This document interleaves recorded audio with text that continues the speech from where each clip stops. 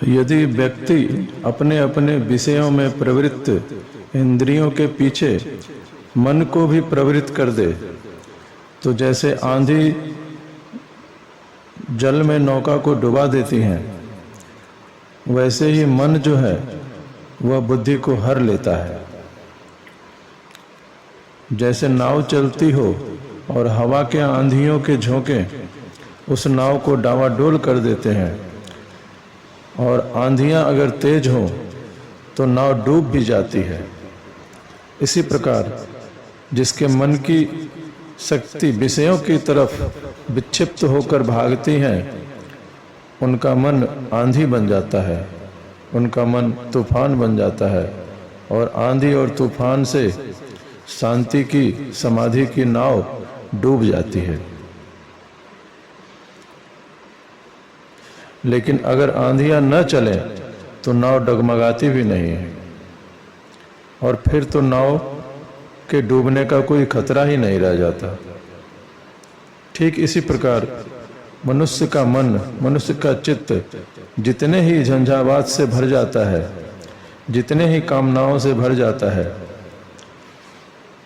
और जितने ही जोर से चित्त की ऊर्जा और शक्ति विषयों की तरफ दौड़ने लगती है, वैसे ही जीवन की नाव डगमगाने लगती है और डूबने लगती है। ज्ञानी पुरुष इस सत्य को जानते हैं, इस सत्य को पहचानते हैं, और फिर इच्छाओं की, कामनाओं की आंधियों को नहीं दौड़ाते।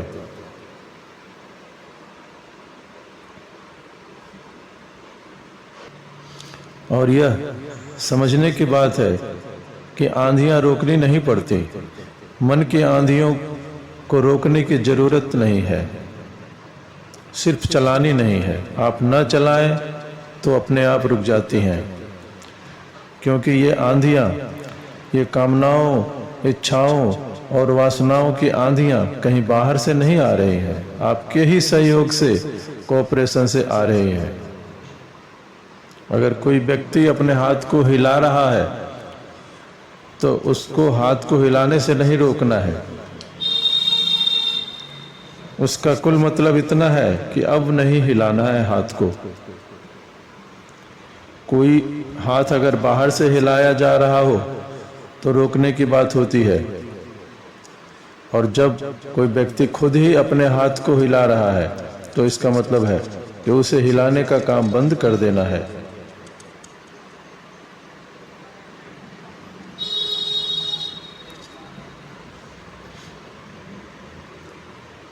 एक सन्यासी के पास एक व्यक्ति गया और कहा कि मैं अपने क्रोध को कैसे रोकूं, तो उस सन्यासी ने डंडा दिखाया।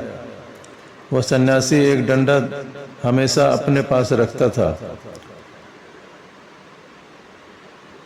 तो उसने डंडा दिखाया और बोला कि देखो, अगर मेरे से गलत सवाल पूछा तो ठीक नहीं होगा, इसमें रोकने की क्या बात है। तुमने क्रोध किया है, तुम क्रोध करना बंद कर दो, अपने आप क्रोध रुकेगा। उस आदमी ने कहा, क्या कहते हैं आप, मेरा सिर वैसे ही अपनी कामनाओं से, अपनी इच्छाओं से भारी हुआ जा रहा है, मुझे कोई तरकीब रोकने की बताएं। तो उस सन्यासी ने कहा, रोकने की बात नहीं है, मैं तुमसे यह पूछता हूँ कि तुम अपनी इच्छाओं को किस तरकीब से चलाते हो। जब तुम ही अपनी इच्छाओं को चला रहे हो तो रोकने की तरकीब तुम मुझसे क्यों पूछ रहे हो। बात तो सही है, एक आदमी दौड़ रहा है और पूछता है कैसे रुके। रुकना नहीं है, सिर्फ नहीं दौड़ना है। कोई उसको गर्दन से घसीट तो नहीं रहा, कोई रस्सी बांधकर खींच तो नहीं रहा, ना कोई उसको पीछे से धक्के दे रहा है। तब भी ऐसा सवाल कोई उठा सकता है, न तो कोई उसे घसीट रहा है, न कोई पीछे से धक्के दे रहा है, और वह आदमी खुद अपनी मर्जी से दौड़ रहा है और कह रहा है मैं कैसे रुकूं। तो उससे तो इतना ही कहना पड़ेगा कि तू सवाल ही गलत पूछ रहा है, दौड़ भी तू ही रहा है और रुकने की बात भी तू ही पूछ रहा है। निश्चित ही तो रुकना चाहता नहीं, इसलिए पूछ रहा है।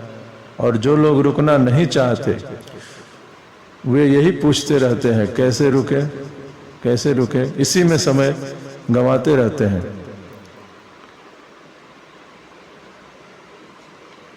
जबकि मजा यह है कि कामनाओं को कैसे चलाएं,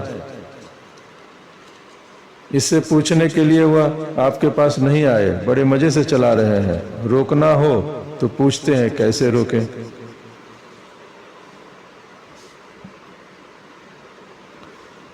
कामनाएं, इच्छाएं हमारा सहयोग मांगती हैं। कोई ऐसी कामना देखी है जो बिना सहयोग के इंच भर भी सरक जाए? कभी भी बिना आपके सहयोग के आपके भीतर कोई भी कामना नहीं उभरती।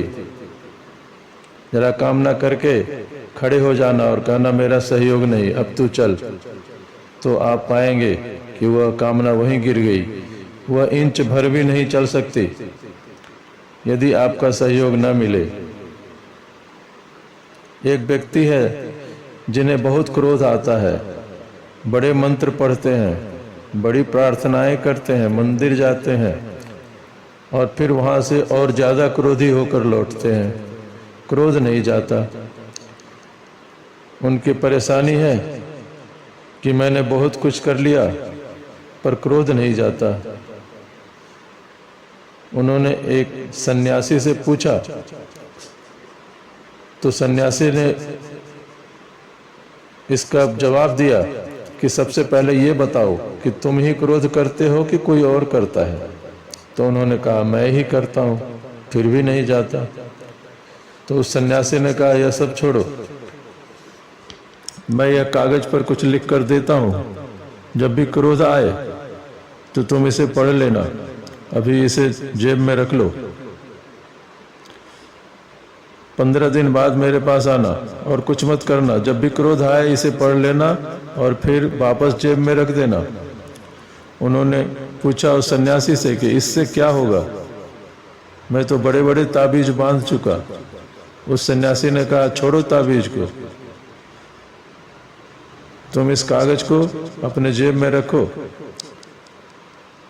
उसने कागज मोड़कर वह जेब में रख लिया और 15 दिन बाद क्या 5 ही दिन बाद वापस आ गया और कहने लगा सन्यासी से कि क्या जादू किया आपने।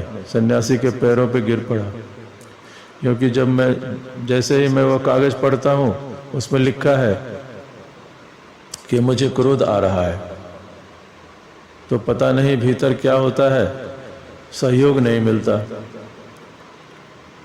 और 1-2 सेकंड मुझे सोचने में लग जाता है और फिर क्रोध वापस चला जाता है।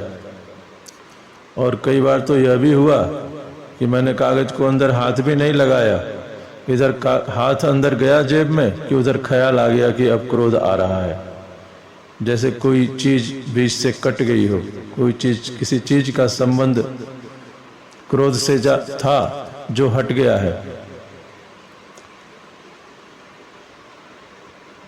तो क्रोध सहयोग मांगती है आपका, कामनाएं सहयोग मांगती है आपका। इससे बचने के लिए कुछ करना नहीं है, सिर्फ जो किया जा रहा है वह नहीं करना है। उस सन्यासी ने उस आदमी के सामने मुट्ठी बांध ली और बोली यह मुट्ठी बंधी है, अब मुझे मुट्ठी को खोलना है, मैं क्या करूं? उस आदमी ने कहा कि क्या फिजूल की बातें हैं, बांधिए ही मत, मुट्ठी खुल जाएगी। मुट्ठी को बांधना क्यों है? क्योंकि बांधना पड़ता है। बांधना एक काम है, खोलना काम नहीं है। बांधने में शक्ति लग रही है, खोलने में कोई शक्ति लग रही है? और न बांधिए तो मुट्ठी तो पहले से ही खुली है। तो इच्छाएं, कामनाएं शक्ति मांगती हैं, न दीजिए शक्ति। और जब आप शक्ति न देंगे तो कभी भी वह कामना फलित नहीं हो पाएगी, वह कामना बिल्कुल ही